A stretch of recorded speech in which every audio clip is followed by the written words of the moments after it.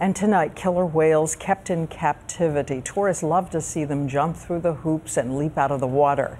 But tonight, ABC's Lindsay Davis tells us about a new documentary that re-examines the terrible tragedy that killed a trainer at SeaWorld and has raised new questions about these gentle creatures in captivity.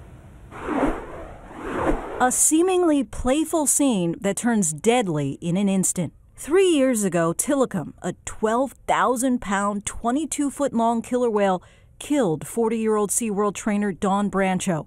His story is now the subject of a new documentary called Blackfish. I didn't understand why a killer whale would essentially bite the hand that feeds it. In her documentary, Gabriella Copperthwaite questions, should killer whales be held in captivity? Is it true that killer whales have never been responsible for loss of life in the wild? This is true. There's no documented case of a killer whale ever killing anybody in the wild. It's only in captivity. Copperthwaite goes back 40 years when the first killer whales were captured for marine parks. They had speedboats, they had bombs they were throwing in the water.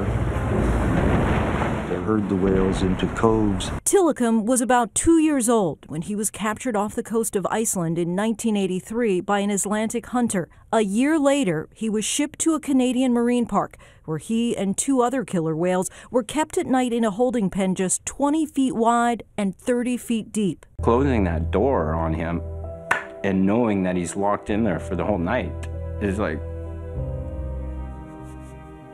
it's a staff, it's a, whoa. During Tilikum's 30 years in captivity, he's been associated with 3 of the 4 deaths involving killer whales in parks. SeaWorld says since 2010, the company has voluntarily implemented significant changes to the training protocol for its killer whale program that have proven to be safe and effective. While all killer whales are now separated from trainers and shows, Tilikum remains at SeaWorld as the search for answers continues.